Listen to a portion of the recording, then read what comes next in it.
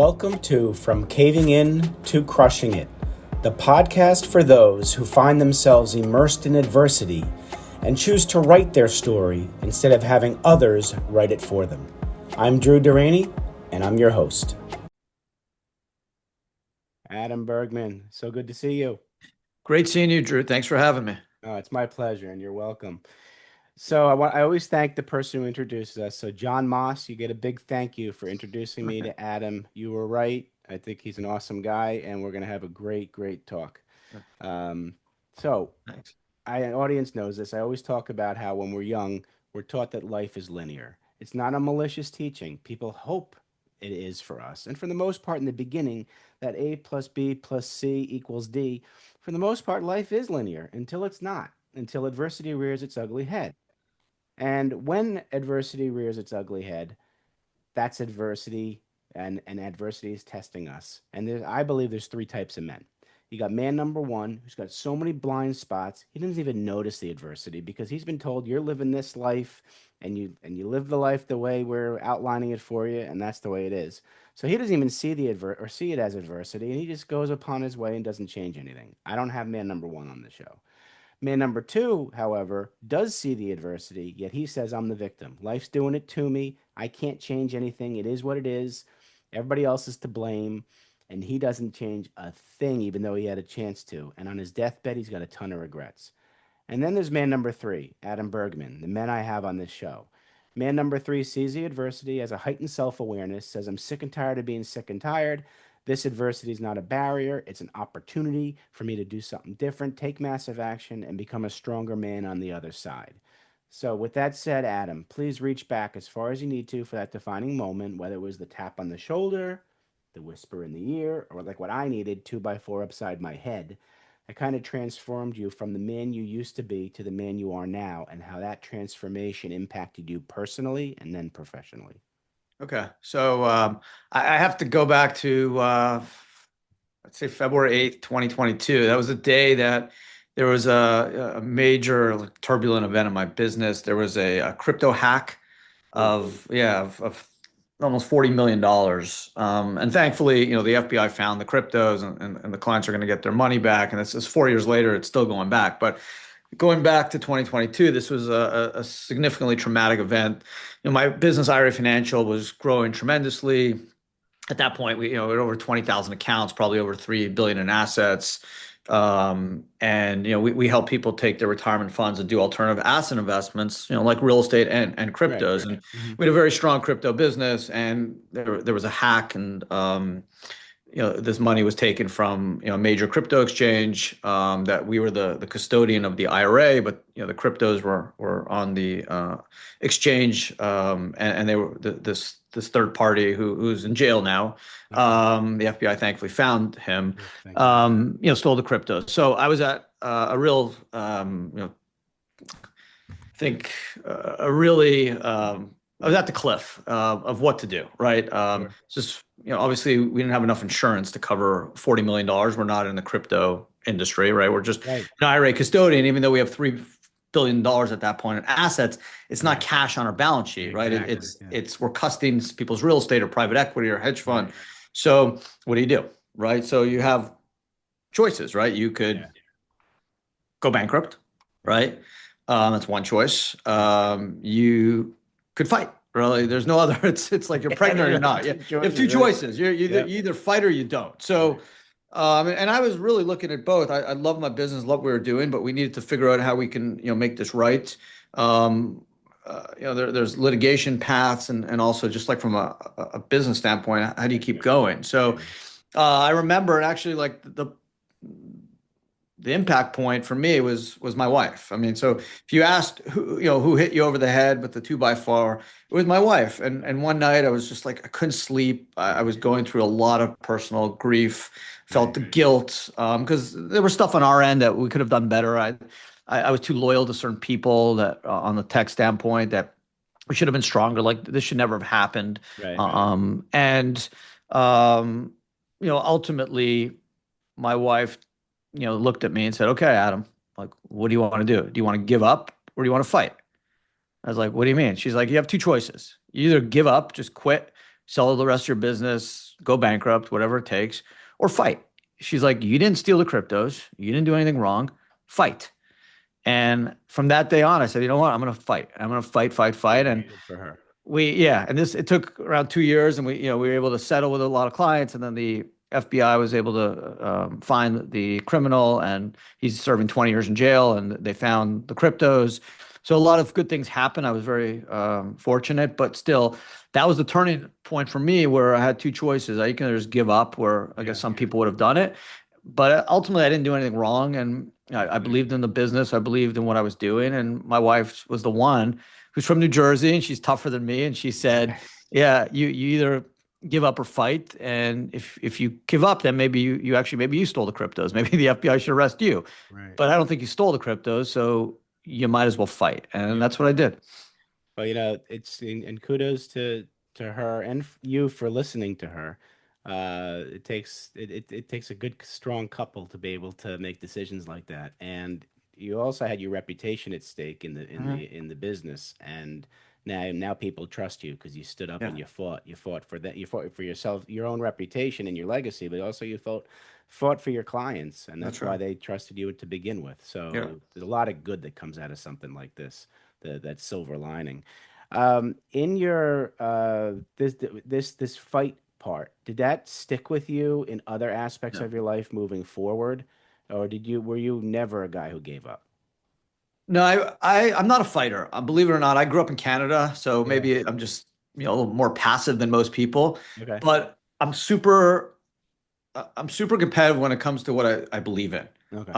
So if I play my friend in tennis and I lose, I don't really care. I'm not one of those people that will like throw the racket if my friend beats me. Right. But when it comes to something I believe in, something I care about, like my business, Yeah. then I'm going to be super aggressive. I'm going to fight. And it's helped me, as you said, the silver lining in all this is that I looked at my business and I said, okay, how did this happen? Right? Like I had to kind of do some self-awareness here. And I said, this is my impact. This is what I can do to make sure this doesn't happen again. And how Right. can I learn from this event? Because I do believe there's always a learning story. And what I think I took from it is that I was just way too loyal to certain Mm, people, as I mentioned previously. And I had certain people in certain roles that I liked. They're my friends. I worked with them for 10 plus years. But as the company grew and scaled, like they just didn't have the skill set I needed at that right. point to Right. Right. help. And that's what I took from it. And I really cleaned house and brought in a whole new team. And guess what? The company's grown even Right. more significantly than it did before that incident because I had the right people. That's an interesting thing you say because there's a little phrase that people come into our life for was a reason, a season, or a lifetime. And sometimes we are too loyal to those people who really are meant to be in our lives at that point, in Yeah. that place, for a season. And we keep them for a lifetime just because feel loyal to them. Yeah, that was my It's not, mistake. it's not a personal thing. It's just way we do things. So good for you. So how's the company now? Tell us what actually tell me a success story for a client, a recent success story that you're proud of. We got a lot, but I actually just spoke to a client. It was about 10 days ago, and he called me up. He said, I think about 3.5 years ago, he bought into a private business Uh-huh. through a Roth IRA and through private placement. I think he said he invested it was like $75,000, and now the company was going public, and he 10x'd his investment. So he turned like 75 grand into over almost $1 million Right, tax right. free in a Roth IRA. Jeez. So he was calling me to tell me like, thank you. I don't know if you remember me, but I called you and you helped me do this thing, and now I over 10x my investment. It's in a Roth IRA. So once I'm 59 and a half, I think he was like 56. It's all going to be tax free, and thank you. And I was like, well, you're the smart one. I just kind of set this up for you. You're obviously a lot smarter than me. So that was I always love hearing those types of stories. I love it. Hey, for the people out there who are not savvy with IRAs, can you just tell them what the difference is between a Roth IRA and a traditional IRA in Sure. terms of the taxes before and after? Sure. A traditional IRA, you get a tax deduction when you put the money in, which is great. But once you pull the money out after 59 and a half, you have to pay income tax on whatever you pull out. So if you have $100,000 in a traditional IRA and you're 65 and you want to take some money out to live off, you could. You just have to pay income tax at your tax rate of what you pull out. Whereas a Roth IRA is the opposite. You don't get a tax deduction when you put the money in, but so long as you're over 59 and a half and the Roth has been open at least 5 years, you can pull anything you want out tax free, right? So the idea is you buy a Bitcoin for 2,000 bucks when you're 50, 10 years later it's 60, you sell it for 100,000 and you literally can just pull the money out tax free to live off. Beautiful, beautiful. Now, can you transfer, if you have a traditional IRA already in place, can you transfer it to a Roth IRA? Absolutely. You can do what's called a Roth conversion. You Hmm. just have to pay income tax and when you transfer from pre-tax to Roth, but once it's in Roth, then you have the confines and the protection of a potential tax-free event. Okay, beautiful, beautiful. Now, it's helpful to know that kind of stuff. Most people aren't taught that. You, when you go No. work in a company, the 9 to 5 type companies, they say, "Oh, retirement fund, sure. Well, this is what we use. Boom, done." And people then they'll leave. You leave that job, you go to a different job. People don't know they can take that out, put it, put it into their Hey, own. hey, There's a lot of Drew. stuff we're not taught. I have a law degree. Okay, I have a master's in tax law. Okay. I worked for 8 years at some of the largest law firms in the world. I had no idea you could do this stuff until I got lucky. I had a client that Yeah. I was an 8 year lawyer in New York City at a big law firm, and he wanted to use his IRA to invest in a hedge fund. Someone asked me to do the research. I had no idea. I never heard of a Roth IRA or an Right. IRA. I just did a 401k. I had no idea. Didn't take one class on this stuff, and I was blown away that you could do this and Yeah. changed my life. Yeah, and that's the biggest thing right now is education. There are some people who know the information and don't want to share it, and then there are people who know the information and are sharing. I think more people are sharing it now. More people want to know what the 1% elite do in Yeah. this country to protect themselves, This and is I what they're think doing. we're Trust me, finally people don't. learning it. Yeah. Yeah, Uh-huh. people don't realize this is Yeah. how the rich people get richer. Yeah, it's true. And but thank you for shedding light on that. If there was one piece of advice you'd give to clients, just basic 101 when they are looking to invest, do you have anything you're allowed to share? Yeah, I mean, we don't promote investments, so we're totally neutral with the client. We Right, help set up the self-directed IRA, and they get to invest in whatever they want, essentially. So my advice to people is, in my experience, people tend to do better when they are interested in the actual investment. They right, generally make better decisions, have more focus on diligence, and do better. So if you love real estate, you're probably going to do better in real estate than if someone didn't understand it. right. Versus if you love stocks, you're going to do research and learn more about the companies you're buying. You'll Mhm. probably be better at stock investing. Okay, cool. All right, getting off topic a little bit. I want to ask a what if question, like a Yeah, hypothetical. Let's say you did give up when your wife said fight. yeah. What do you think? Where do you think you'd be right now? Oh, I'd be in a bad place. I'd be super depressed because I spent 10 years building this, 12 years at that point, building this business, putting everything I had into this business, Right. literally all my savings. So this is why it was such a traumatic event when that Right. that hack happened. Yeah, she saved me. I don't know. I would have been in a bad, dark place. I can tell you, Yeah. if I wasn't able to do what I love and I had to give up because of some crazy event, criminal event that I had nothing to do with. Yeah, absolutely, absolutely. What are some hobbies that you do outside of the business? It's a good question. I have two young kids, so I don't have time to do anything How except old are work. how And old are I the kids? got they're 15 and 11. All So right. yeah, I spend my weekends I spend with my kids. But honestly, what I've been doing lately is if I have free time, I play around with AI. Um, I write a lot using AI. I do some Okay. coding. I'm trying to teach myself coding Oh wow. with Okay. AI. Uh-huh. So I'm really using AI to kind of do stuff that I just always want to do, just never had the time to kind of find a teacher or take a course. And I'm Yeah. having AI do it for me, and it's been a lot of fun. That's good. Hey, Yeah, hey, you know what? Every day we can learn something if if we put our minds to it. So that's really yeah. cool.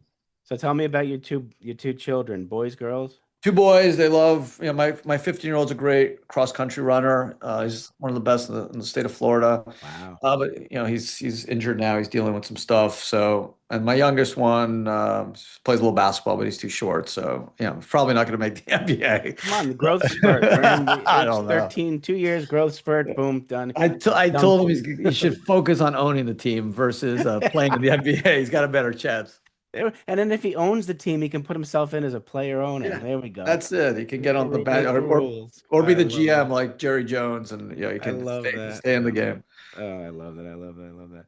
Anything that you want to share with the audience that we didn't touch on? It could be personal, professional, inspirational, anything. Yeah, I mean, I think the most important learning lesson again is like you said. I think you nailed it, Drew. Is just like people come into your life at certain points, and it doesn't mean that you have to stick with that person. I'm talking business, not obviously Business, right, right, marital. right. Yeah, no, no, no. You don't have to stick with that person forever, and you're actually doing not only yourself and the company the service, but actually that person because Mhm. there's a couple people that I was working with that they kept getting promoted well above their skill set, Right. and they haven't been able to find a similar type job Mhm. because they didn't have the skill set for it. So now they Mhm. expect to make that type of money and have that type of Mm. role, and no one else is hiring them. In fact, two of these people are still unemployed Yeah, almost yeah, 4 years later yeah, because they're looking for a job they're not suited for. So if yeah. they stayed in the role they should have been in, and that was my fault, they would probably still be with me. My probably wouldn't have had this hack, and they probably have a longer career. It's a good thought, absolutely. And then yeah, disservice to them too. And they actually, they're accountable for that in a sense too. I know you may say you should have gotten rid of changed something or sooner, but you know what? That the tool set you had at the time wasn't the tool set you have now. Yeah, So they're accountable for their own, you know, behavior in their profession, and now they're out of work. And I wonder if they are man number one, man number two, or man number three with that. Something curious I'm yeah. thinking about. So, folks, you certainly captured the essence of Adam Bergman, and you are going to want to get in touch with him, even just to get to know him as a person, but definitely for the financial aspect of it. IRAFinancial.com. We have this on video and audio, so he's wearing a nice shirt that says IRA Financial. Just put a My .com after it. uniform, I wear it every day. I love it. It's a nice uniform, It's my friend. easy. You wear it well. You wear it Yeah. well. So I got a couple final questions for you. All right. So I'm gonna give you the opportunity. You're sitting in your happy place and you're sitting down with 7 to 10-year-old Adam Bergman, and you want to give him advice about life. What are you gonna tell him? Oh, it's a great question. So I would, if I could, I'd go back and I'd say, be even more curious, ask even more questions, right? Whether you're 7 years old, 8 years old, the teacher tells you something, don't be shy if you don't understand something. Question authority, respectfully, but question authority, question what people tell you, be curious, learn as much as you can. Love that. Absolutely.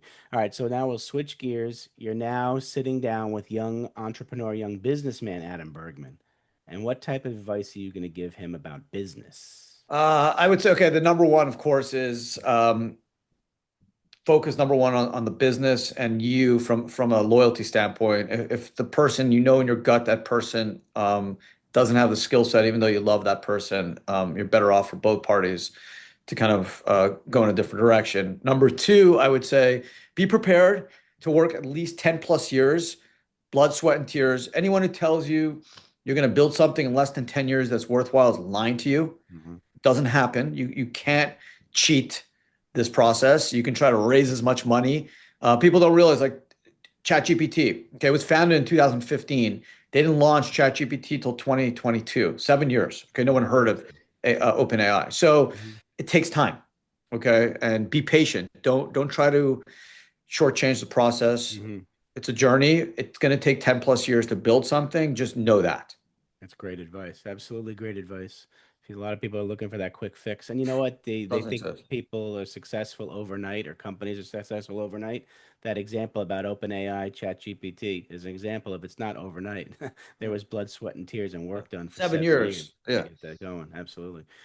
Well, Adam, I want to thank you for coming on. I want to thank you for coming into my life, my friend. Keep doing what you're doing and being the awesome human being you are. You're helping a lot of people out there because when you're helping them financially become financially healthy, you're also helping them become mentally, emotionally, and cognitively healthy too. And the human being is needs to be a well-rounded individual, and you definitely are helping people become that. Well, thank you so much. It was really a pleasure talking with you. Thanks so much for having me. Absolutely, it's my pleasure. Everybody out there, please take care of yourselves. Thanks so much for listening. If you enjoyed the episode, please subscribe and give us a review to help others find it. I'd like you to answer this question. Are you living the life you want to live, or are you living the life others want you to live? I'd like you to think about that for a second, because I strongly suggest you live the life you want to live. If you want to learn more about what I stand for and my services and how I'm able to help many men get out of their own way, please go to my website at www.profitcompassion.com. Feel free to also email me at drew@profitcompassion.com. I'd love to have a conversation with you. Take care of yourself and choose to write your own story instead of letting others write it for you.